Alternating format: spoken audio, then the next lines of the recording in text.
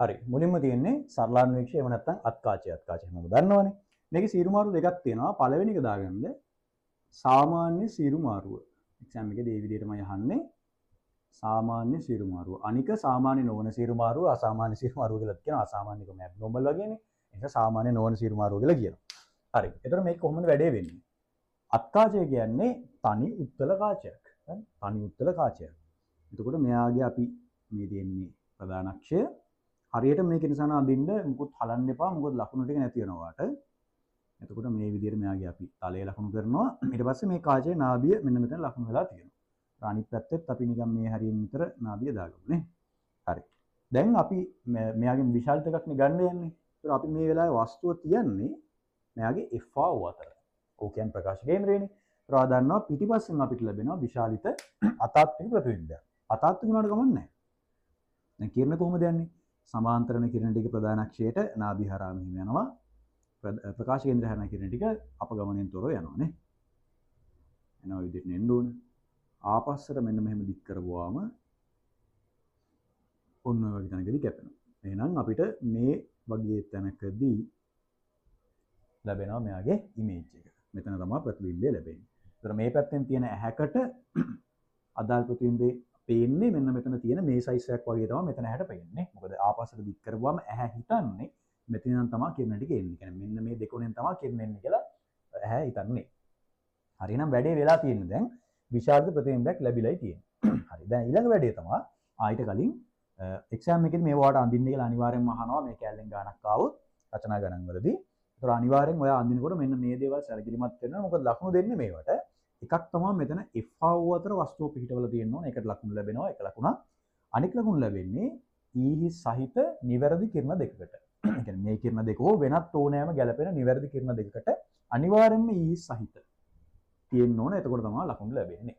හරි. දැන් ඊළඟට වැදගත් දේ තමයි මෙයාගේ කෝණික විශාලනයේ සමීකරණ ගොඩනගන එක. මම කියවන සමීකරණ අප්ඩේට් කරන්න ඕනි කියලා ඒ සිටුේෂන් එකේ හැටියට බලමු කොහොමද අප්ඩේට් එක අපි කරන්නේ කියලා. එතකොට අපි කලින් ලිව්වේ ප්‍රතිබිම්බය මගින් පීවැසේ ආපාත කෝණය. ඒක හරි. නමුත් අපි තව චුට්ටක් මේක විශේෂණය කරනවා. මොකද්ද විශේෂණය? ඔව්. මෙන්න මේ සාමාන්‍ය සීරු මාරුද හොඳට මතක තියාගන්න මේ ප්‍රතිබිම්බය අපි හැදෙන්න සලස්වන්නේ විෂද දෘෂ්ටිය අවම දුරින්.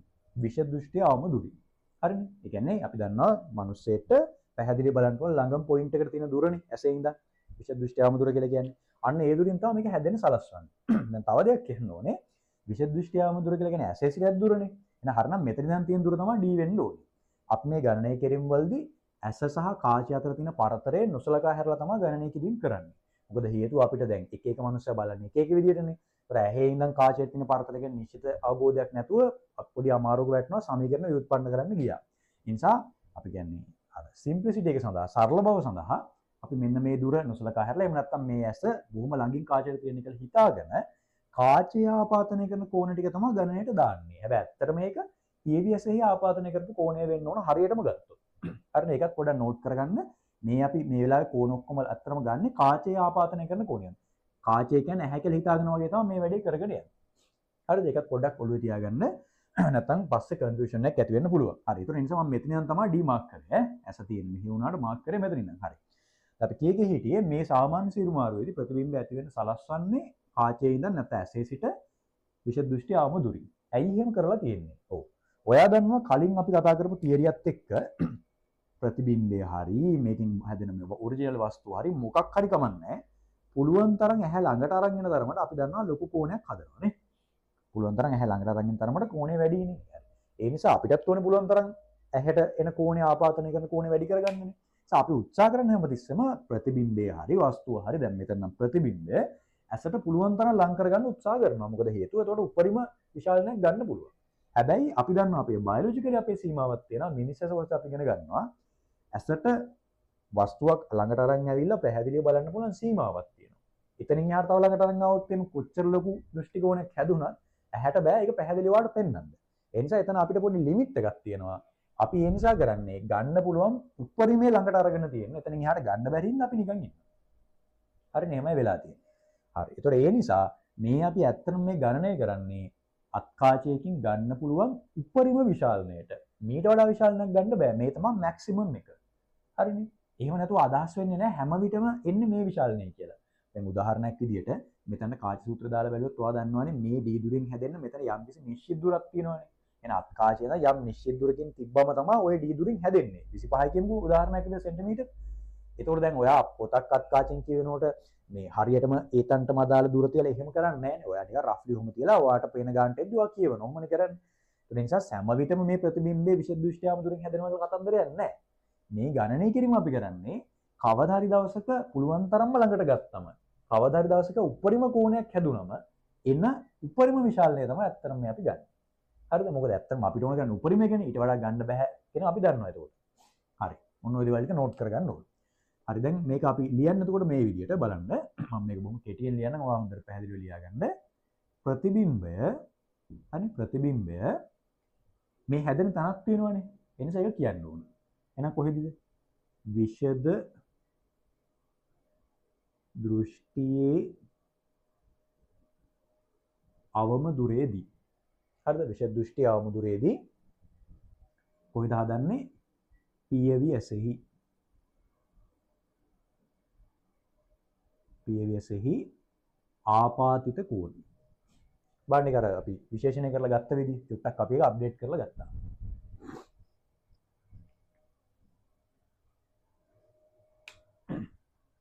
හරි පැහැදිලිව පේනවද නේද? එතකොට බලන්න ප්‍රතිබිම්බයේ විෂද දෘෂ්ටියාම දුරෙහිදී පියවියසේ ආපාත කෝණය බෙදීම බලන්න මෙතනත් හරි මේ පල්ලෙහාත් තියෙන වාට වරදින්න පුළුවන් තැනක් මම ඉස්සල් උඩ කැල්ල හයිලයිට් කරලා ඉන්න. මෙන්න මේවා එන්න ඕනේ. ඒවා අනිවාර්යෙන් තියෙන්න ඕන. හරි? සහ මේ පියවියසේ කියන එකත් තියෙන්න ඕන විශේෂණයක්. හරිනේ? කිසිම දෙයක් හලන්න එපා, ලකුණු එකක්වත් කපන්න දෙන්න එපා. හරි ඊළඟට බෙදීම බලන්න වස්තුව බලන්න මෙතනටත් අපි දානවා විෂද දෘෂ්ටියේ අවම දුරෙහි හරි අවම දුරෙහිදී මේ පියවියසෙහි ආපාත කෝණය කියලා. දැන් ඔන්න ඔතන මටත් මතකයි දැසලා මම ඉගෙන ගන්න කාලේ මට කෙනෙක් කන්ෆියුස් වෙනවා මේ ඇයි මේ මෙහෙම එකක් දාන්නේ කියලා. මොකද දැන් මේ රෝපිත හැබැද්දුවාට වෙනවා වස්තුව තියෙන දී දුරකින් නෙමෙයි. ඒක තියෙන්නේ වෙන කොහෙවත්. හරිනේ. ඒතකොට ඒක හොඳට තේරුම් ගන්න ඇයි දාන්නේ කියලා. මෙන්න මේක හේතුව. මේක අර්ධක් කරලා තියෙන්නේ මේ රූපය ආධාර කරගෙන නෙමෙයි. මෙතන තියපු මේ වස්තුවෙන් හදන කෝණය වගේ කී ගුණයක් මෙතන හැදෙනවද කියන එක නෙමෙයි. හරිද? එහෙම වුණා නම් මේ දුරට අදාළව එළිය වෙන්න ඕනේ. එහෙම නෙමෙයි කියන්නේ. අපි ඉස්සල්ලාම වස්තුව ඇහැ ඉස්සරහින් තියලා බලනවා. කොච්චර කෝණයක් හැදෙනවද කියලා. හරිද? ඒකත් පුළුවන් තරම් වැඩි කරලා බලනවා. ඒ කියන්නේ අත්කාචේ දාන්න නැතුව කොච්චරක් උපරිම ගන්න පුළුවන්ද කියලා බලනවා. අන්න ඒක මේ කියන්නේ. හරි අත්කාචේ දාන්න නැතුව කොච්චරක් මැක්සිමම් ගන්න පුළුවන්ද කියලා බලනවා. ඒ කියන්නේ ළඟටම ගන්න බෑ කියන්නේ. හරි ළඟටම ඒතර ගන්න ඕන. ඒ කියන්නේ නිකන් වස්තුවත් කාචේ නැතුවත් අපි මේක ළඟටම ගන්නවා කියන්නේ විෂද දෘෂ්ටි අවම දුරට ගන්න ඕන. ඒතර යම් කෝණයක් හැදෙනවා. හරිනේ. ඊට පස්සේ අත්කාචේ දාලා අත්කාචේ එහෙට මෙහෙට කරලා ආයෙ ප්‍රතිබිම්බ හැදෙනවනේ. මෙන්න මේක. ඒකත් පුළුවන් තරම් ළඟටම බලනවා අත්කාච උදව්ව ඇතුව කොච්චර උපරිම කෝණයක් හදන්න පුළුවන්ද කියලා.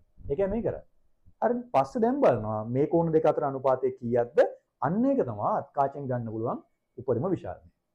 නැත්නම් අතරම අසාධාරණයි දැන් මේ කම්පැරිසන් එක ගද්දී වස්තුවේ ප්‍රතිබිම්බේ එක තැනින් තියලා තමයි බලන්නේ. අවස්ථා දෙකේදීම d දුරකින් පවත්වලා බලනවා කොච්චරක් කෝණය වැඩි වෙලාද කියලා.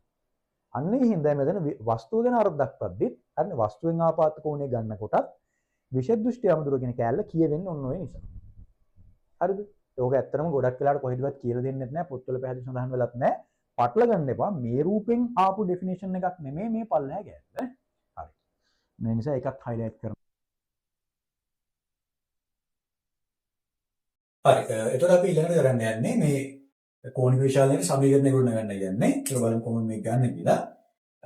අර්ධයක් කියමුට අනුව අපිට පේනවා මෙතන m කියලා කියන්නේ α බෙදීම් b දෙකනේ නේ. අපි දැන් කුඩා කෝණ උපකල්පන යටතේ මේ වැඩේ කරගෙන යන්නේ. ඒ නිසා අපි බලමු α වලට කොහොමද ලියා ගන්න පුළුවන් කියලා. ඒතර α සමාන වෙනවා ප්‍රතිබිම්බයේ විෂද දෘෂ්ටියාම දුරේදී ආපාදනය කරපු කෝණය. ඒ කියන්නේ අපි මේ වෙලාවේ ගත්තොත් එහෙම ප්‍රතිබිම්බයේ උස කැපිටල් H කියලා. කැපිටල් H කැපිටල් D දුර ක්‍රියාපාදනය කරන කෝණය උස බෙදීම දුර කියලා ලියන්න පුළුවන් නේ. පොඩ්ඩක් ලියා ගන්න පුළුවන්. ඊළඟට B ට ලියන්න පුළුවන්. අපි වස්තු උස සිම්පල් H කියලා ගමු. කැපිටල් H සහ සිම්පල් H. සිම්පල් H බෙදීම ඒකත් අපි අරන් දක්වන්නේ පැහැදිලි කරානේ විෂද දෘෂ්ටියාම දුරේදීනේ. ගන්න බලමු උපරිම කෝණයනේ. නිකන් සාමාන්‍ය අවස්ථාවේදී. ඒ නිසා ඔය විදිහට ලියා ගන්න පුළුවන්. එහෙනම් කෝණික විශාලණය සමාන වෙන්න ඕනේ α බෙදීම B ට ආදේශය කැපිටල් H බෙදීම කැපිටල් D බෙදීම සිම්පල් H බෙදීම කැපිටල් D මේකට මේ කපල යනවා. ඒ නිසා මෙතනින් යනවා capital H බෙදීම simple h කියලා. හරිද? දැන් මේ ඇවිල්ලා තියෙනක ඔයා දන්න ඔයාට ගුරු පුරුද්දය මේ තියෙන්නේ ප්‍රතිබිම්බයේ උස බෙදීම වස්තුවේ උස. ඒ කියන්නේ අපි දන්නවා රේඛීය විශාලනය. simple m කියලා බෙදහස් කරන්නේ රේඛීය විශාලනය තමයි මෙතන මේ ඇවිල්ලා තියෙන්නේ. ඒ නිසා එහෙනම් අපි මෙතන ඔප්පු කරලා දිනනවා කෝණික විශාලනයේ මේ අවස්ථාවේදී රේඛීය විශාලනයට සමාන වෙනවා කියලා. දැන් විශේෂයෙන් කියන්න ඕන මේ අර්ථ දැක්වීමට අනුව තමයි මේ විදිහට එන්නේ. සමහර වෙලට වෙන අලුත් උපකරණයක වෙන අර්ථ දැක්වීමක් ඇත්තේ මේ දෙක සමාන වෙන්නත් පුළුවන්. මේ වෙලාවේ අපි ඔප්පු කරලා දෙනවා මේ දෙක සමාන වෙනවා කියලා. එහෙනම් අපි කෝණීය විශාලනය හොයනවා වෙනුවට දැන් රේඛීය විශාලනය හොයනවා. මොකද දෙකම එකයි. කාර්ය සූත්‍රය පාවිච්චි කරලා රේඛීය විශාලනය ගන්න පුළුවන් මේ සිද්ධියට අදාළව. ඒ නිසා ඒක මේකට සමාන වෙනවා. ඊළඟ ස්ටෙප් එක වෙන්නේ මේ අක්කාචයට කාර්ය සූත්‍රය දාලා රේඛීය විශාලනය ලබා ගන්න. හරි අපි නම් කාර්ය සූත්‍රය දාමු. කාර්ය සූත්‍රය දානවා අපි දන්නවා කාර්ය සූත්‍රය කියන්නේ එකයට විරින එකයට u සමානයි එකයට f කියන එක. හරි. එතකොට මේකේ ලකුණු සම්මුතිය අනුව දන්නවා ආලෝකය ගමන් කරන්නේ මේ පැත්තට වස්තු දුරයි ප්‍රතිබිම්බ දුරයි දෙකම දන්න. එතකොට ප්‍රතිබිම්බ දුර කැපිටල් D වෙන්න ඕන. කැපිටල් D දුරෙන් තමයි හැදෙන්නේ සලස්සන්නේ. එහෙම නැත්නම් මෙහෙම කරලා ඉන්නකො.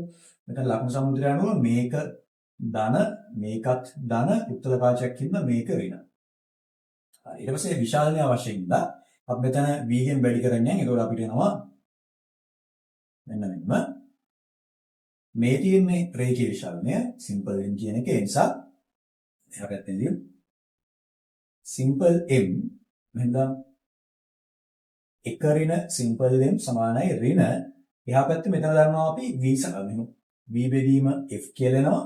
v සමානයි capital D. ප්‍රතිබිම්බ හැදෙන්නේ ශ දෘෂ්ටි අමුදුරේදී. ඒ නිසා ඔය දෙනවා මේක අපි එහා පැත්තට ගත්තට පස්සේ m කියන එක අපිට එනවා රේඛීය විශාලනය සමානයි එක ධන d බෙදීම f කියන එක. හරිද? අපි කලින් ඔප්පු කරා මේක සමානයි කැපිටල් n ට. ඒ නිසා උන්න සමීකරණ ඇවිල්ලා තියෙනවා. කැපිටල් n සමානයි එක ධන d බෙදීම f. හරි පැහැදිලිව පේනවනේ. එක ධන d බෙදීම f. හරිනේ. ඔක තමයි ඇවිල්ලා තියෙන්නේ. මේක සම්මත සමීකරණයක්. මම කිව්වා වගේ මේක ව්‍යුත්පන්නයට වඩා පුළුවන් වෙන්න ඕන අමතරව ව්‍යුත්පන්නය විතරක් නෙමෙයි සමීකරණ මත තියෙන්නත් ඕනේ. හරි. ඒක මේ ක්‍රියාවෙන් පැහැදිලිව මේක පද ටික අපි හඳුන්වගමු. ඒ අතරේ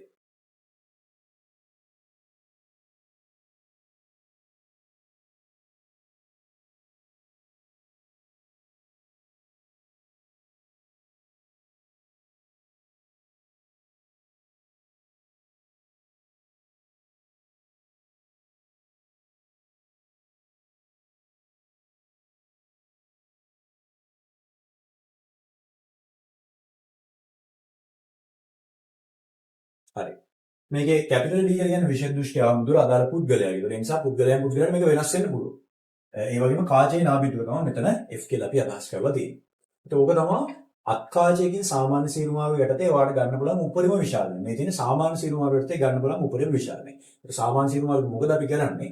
ප්‍රතිබිම්බය අපිට ගන්න පුළුවන් ළඟම ලක්ෂය කියන්නේ විශේෂ දෘෂ්ටි ආමුදුරෙන් හැදෙන සලස්සලා බලනවා. වස්තුව විශේෂ දෘෂ්ටි ආමුදුරෙන් තියනවා වගේ කී ගුණයක් මේක අපිට විශාල වෙලා කෝණේ ආපාදනය කරනවා කියන එක. ඒක අගේ මෙතන ඇවිල්ලා තියෙනවා එක දන d බෙදීම f කියන එක. හරි. ඊළඟට අපිට තියෙන්නේ සරලන්වීක්ෂය සාමාන්‍ය නොවන සිරුමාරු අසාමාන්‍ය කියලා කියනමුත් වඩා හොඳයි සාමාන්‍ය නොවන සිරුමාරු ගැන කතා කරන්න. අපි මේ කතා කරාට පස්සේ බලමු ඇයි මේ සාමාන්‍ය හා සාමාන්‍ය නොවන කියලා වචන දෙකක් පාවිච්චි වෙන්නේ. ඇයි මේක සාමාන්‍යලා අනික සාමාන්‍ය නොවෙන්නේ? අන්න ඒ ටික පොඩ්ඩක් කතා කරමු ඒ සිද්ධියෙන් පස්සේ.